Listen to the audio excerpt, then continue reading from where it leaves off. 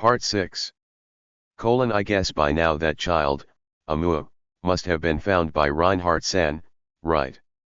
Subaru, she was the only left alive in the village that burnt down, right? If a child of that age sees Reinhardt, she'll become relieved and she likely won't be able to be separated from him. With this, he won't have time to pursue us. How cunning, or rather, how crafty, or, though, well, I'm not one to talk. Th's right. Brado and Captain really do damn get on same wavelength at times like these. Ew. Why damn well fit to at. Pushing his way through a thicket using the branch he held in his hand, Subaru, who was following an off-road path, scrunched up his face into a frown. Otto, who was treading through the forest beside him in the same way, had a similar expression on his face. And Garfield, who was looking on at the two of them, clapped his hands together and clacked his fangs, laughing at the situation. Hee, but it's great that we're all together at last, don't you think? It's all thanks to Subaru being really busy and doing his very best. Subaru, when you say it like that, even I get the feeling that my efforts were worthwhile and it lets me have peace of mind. If you, Emilia-tan, feel like I've done things properly, then I want you to reward me in so many different ways, but... Emilia, you want that, but... Subaru, well, with me being an innocent boy, it means I can't let male instinct do the talking for me. Subaru looked at Emilia, who had innocuously tilted her head forward. As he scratched his cheeks, Subaru turned his face away from her. A gaze stopped him in his tracks ahead of him. That gaze was Ram's, who had turned a look of disdain towards him. Ram, disgusting. Subaru cut down in one blow. Generally speaking, I never said that. I want you to praise my feelings since I managed to not say any of my embarrassing desires. Ram. Praise Barasu. I'd rather heaven and hell be flipped over than do that. Subaru, I am lower than a cataclysm. Shrugging her shoulders, Ram turned her back from him and began to walk away with grace. Subaru's shoulders stooped down in dejection seeing Ram's attitude. And then two small hands gently took a hold of his own from his left and right. Geez, I can see how glum you look from all the way over here, in fact. If of all people Betty's partner is going to get like this, then I can tell the going ahead is going to get rough, I suppose. That's right. Ram-ne-sama's always been blunt, it's not like it's something she just started doing now. That's the reason why I'm gonna go easy on Subaru-sama. Good boy. Subaru, hey, no way, am I in the middle of a little girl sandwich, though now that I think on it, Petra isn't that little anymore. Damn it, time sure is cruel, as it keeps passing by I'll only be left with Biko as a little girl. Beatrice, little girl, what do you mean little girl, in fact? That's impolite for a lady, I suppose. Having graduated from being lowly manst, Petra puffed out her chest in delight, and Beatrice teetered between taking it as a compliment and otherwise. Nonetheless, Beatrice seemed to be a little girl by nature, thus it couldn't be helped. Subaru, it seems like the mothers and fathers of the world want their children to stop growing at their cutest age. You're like something out of a dream in that sense, Biko. Beatrice, humph, by saying that are you hinting that Betty is the cutest in this world, in fact?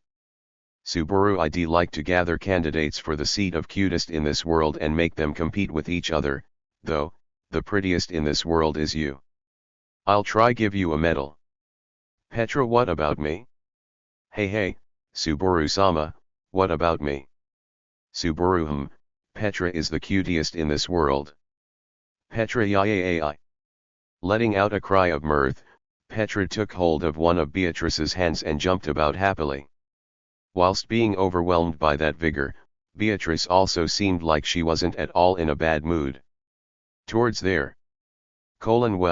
Well, it seems like you're really in high spirits, doin't it? Putting aside your physical appearance, you should be acting your actual age amongst them, but despite that, This is still rather adorable, isn't it? Beatrice, ugh, I suppose. Roswal took a step forward with his long legs, an air of composure rested on his face. Beatrice made an unpleasant face at Roswal, who had made his appearance. Incidentally, Petra, who was holding Beatrice's hand, also put on a look of displeasure due to the position of mischief that coated him in her master's camp. Well, if you think about what he has been guilty of, it was natural though regrettable. Beatrice-sama, Petra, don't make such unpleasant faces. Roswal, indeed, that's Frederica for you. Telling the both of you exactly h. Frederica, don't you two know that the more you make those faces, the more you're just going to cause master to be pleased, right? Since master's that kind of gentleman. Roswal, I take baak what I said. Roswal lost his composure too on receiving Frederica's sharp blow. On the other side, both Petra and Beatrice obediently accepted Frederica's words with a new canon. All right, in fact. Subaru, well, I also feel like y'all are too fussy, but I guess this fuss is a page of everyday life, right? It doesn't matter if it's a page of everyday life, but please, aren't you forgetting about me and Miss Meili? Subaru MHM. A little apart from the Amelia camp, who were chiding each other as they walked, Julius, who was walking behind them, spoke that out. Closing one of his eyes, he reflected Subaru in his yellow eye and said, Julius, though, do you take pride in that my advice was helpful for you when facing Reinhardt?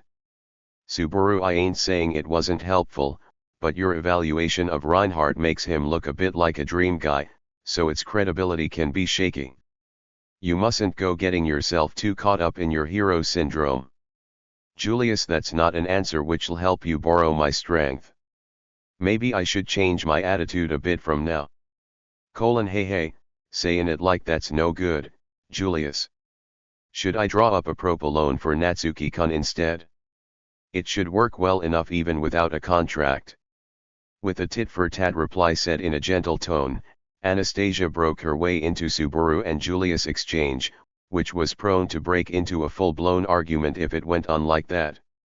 Anastasia, having completely regained her merchant-like attitude, stared at Subaru with her turquoise eyes, and after causing him to blanch a little, she said, Anastasia, Natsuki-kun, aren't ya forgetting? If we cooperate with each other well, then Natsuki-kun, when you get back to normal, you'll... Subaru, I remember. If I get Natsuki Subaru back and go back to the time where I can restore everything properly, then... Cutting his words there, Subaru took a deep breath and continued. Subaru, then finally, I can take the time to atone to everyone whom I've killed. Patching together, continuing to form its shape. Patching together, continuing to mold its shape. Patching together, continuing to fill in the colors. Patching together, and continuing towards bringing himself closer to completion. Bringing himself closer to completion, and if the patching was completed this time around. If his patching could be patched together as he was originally, then surely, there was no doubt that he could do everything over again. Natsuki Subaru had the power to redo fate. That was Natsuki Subaru's conclusion. He could get back the lives of Amelia, Beatrice, Ram, Julius, Meili, Petra, Frederica, Roswal, Ramji, Garfield, Otto, Anastasia, Ricardo, Hitaro, Tivi, Mimi, Kiritaka, and Liliana. It should be possible, if he was Natsuki Subaru. Because Natsuki Subaru was my esteemed knight. Betty's partner, I suppose. A man with only good timing. A good friend, I'd think. Maybe it's alright if I appreciate him a little. It felt like I could always give my best thanks to Subaru. I am grateful for the many times Subaru-sama has saved us. Subaru-kun, I've been waiting eagerly for you for many years. Never for a second did I think that such a rookie could do all this. Captain. Why can't talk to me whenever if there's New York problem? I'll do anything if it's something I can use my strength for. Well, I find it scary that the consequences of repaying my debt come back to bite me, so I would like you to take things in moderation though. Mhmm, busying yourself is quite good you know. Mimi and the others should try and loosen up a little bit more. Oh, ain't that a good change Anabo's proposin'? Aye, we been workin' too much. A bunch of days off would hit the spot. If Miss takes some time off, I'll start dishing out the work. When we get Natsuki-san to help out, Miss will make sure to try get the best out of him. Oh, you're right. I getcha. Mimi too. Mimi will do her very best with Garf. So I can pay my debt of gratitude to you for saving the city. Is something I cannot say so easily if we consider what happened to it afterwards, but, Yuriki-eating right? Could it be that Kiritaka-san you're holding this grudge a bit too much? Because, if Natsuki Subaru-sama goes completely back to normal, then everything will go back to how it was, wouldn't it? With the strength of that of raging billows, the companions that surrounded Subaru listed their expectations in Natsuki Subaru. Subaru nodded as he listened to it, feeling like he was intruding on other people's affairs. Subaru, that's right. That's right indeed. Even though it's quite impossible for me, even though it was impossible, I will. If it's you, Subaru, you can do it, right? Subaru surely I will. No, I absolutely will, don't you think?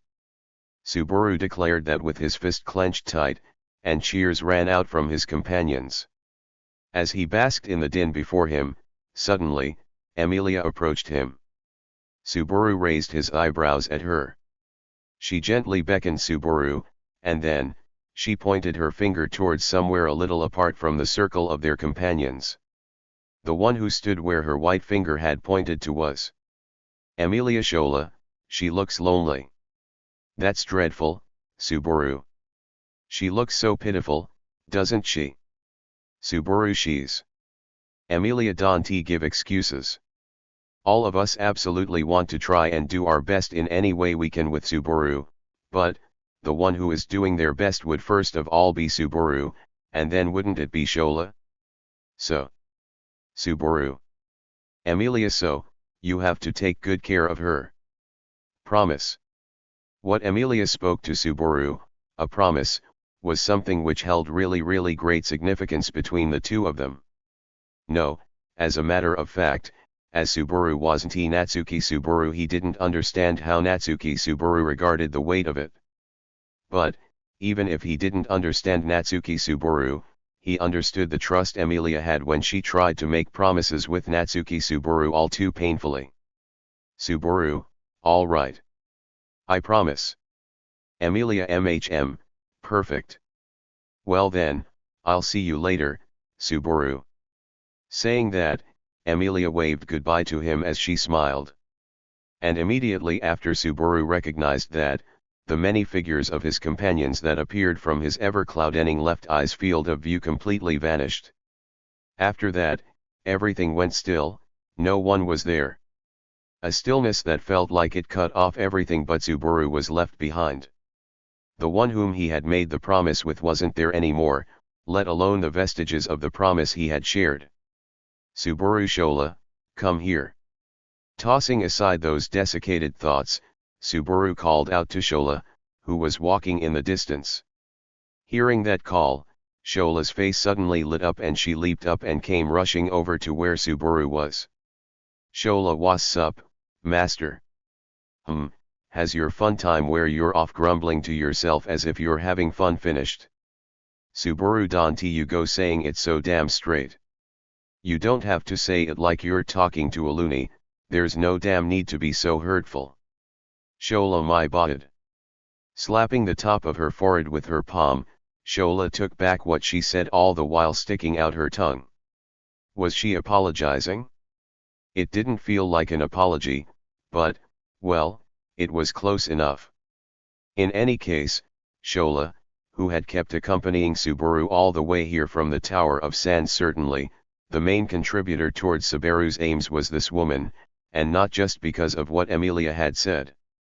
He borrowed ideas, knowledge, and wisdom from his many companions in drafting a course of action and plans. But, what was needed for that each time was the power to carry those things out. To put it more simply, he needed fighting strength. Shola's presence was indispensable in order to make those possible. Even so, Subaru had done almost nothing to reward her. It felt like she was just a well he could always draw water from whenever he needed it. It was as if she was saying he could do anything no matter what it was, if it was him, who wasn't Natsuki Subaru. Subaru. Shola master. Without thinking, Shola questioningly tilted her head at Subaru, who had sunk into silence. Long black hair slowly cascaded down her pale, bare shoulders. As he paid attention to that, Subaru gulped and set his thoughts straight. Subaru Shola. What is it that you want to do in the end? Shola what do you mean? Subaru I don't mean anything. You must understand what my aim is, right?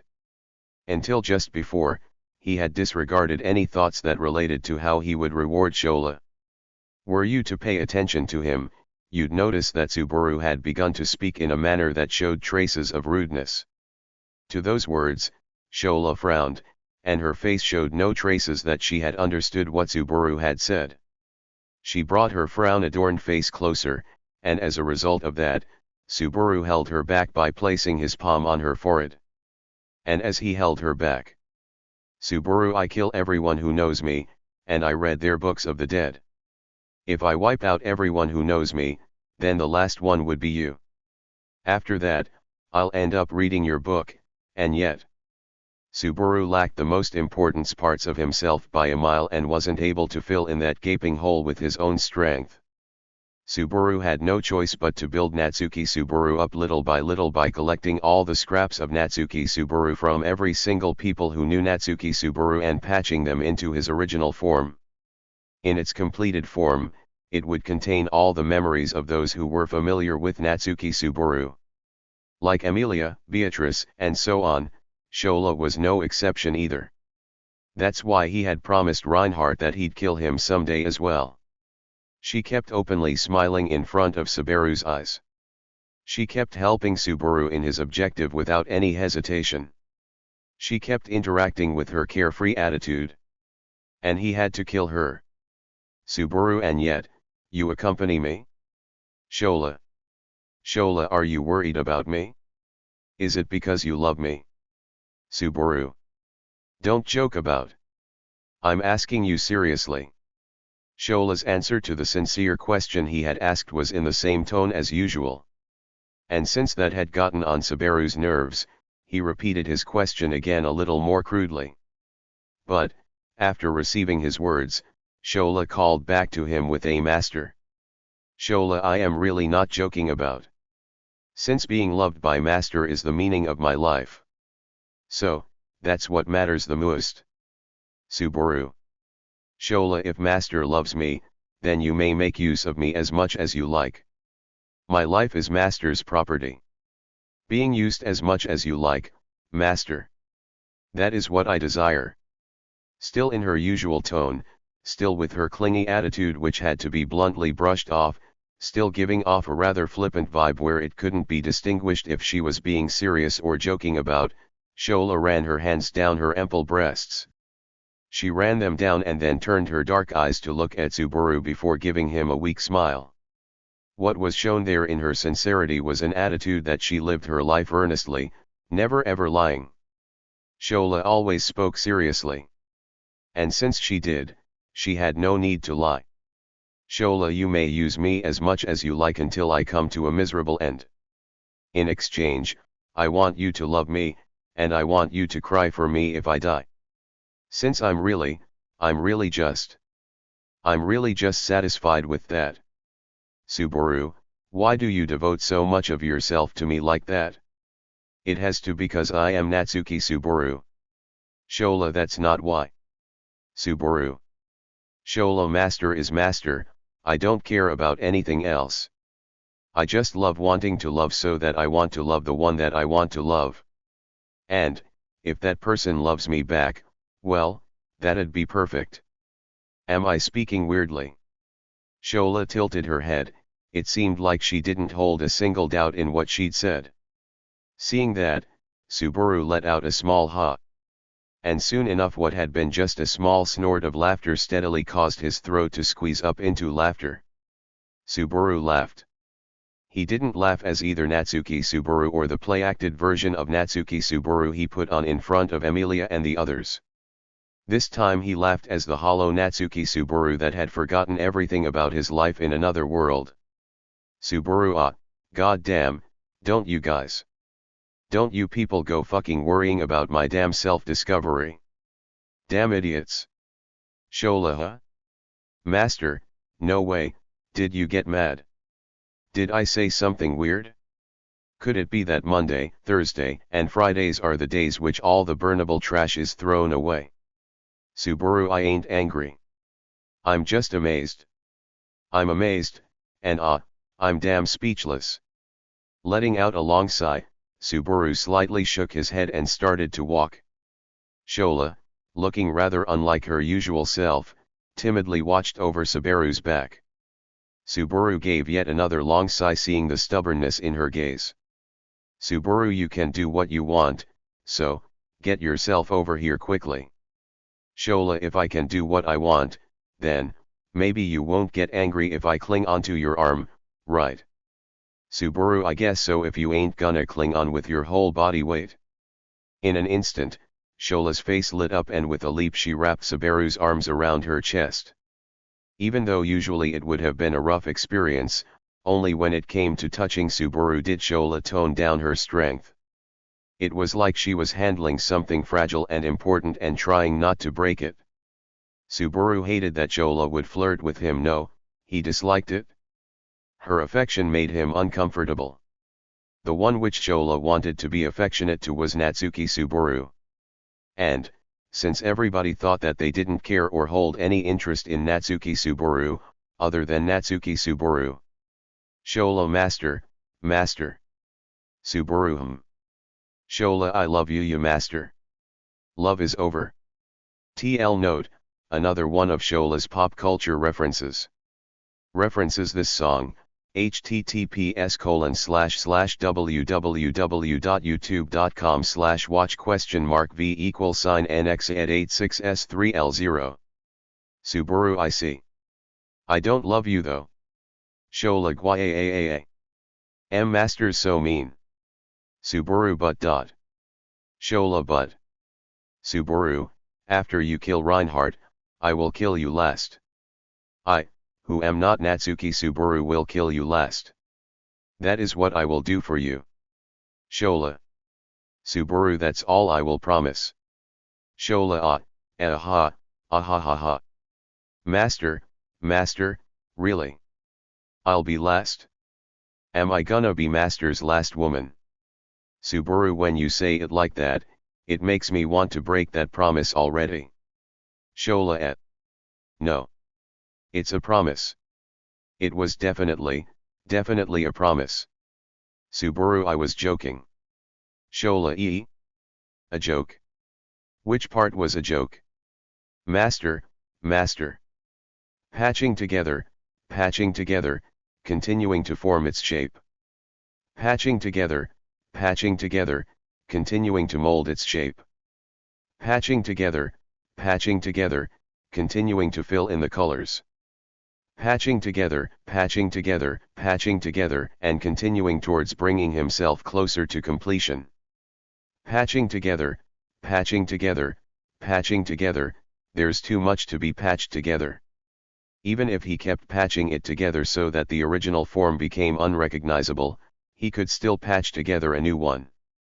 Patching together, and continuing to live on. Patching together, and continuing to live on. Until the day comes where he would die, he would continue to patch it together, and live on. Patching together a life in another world from zero. Fin.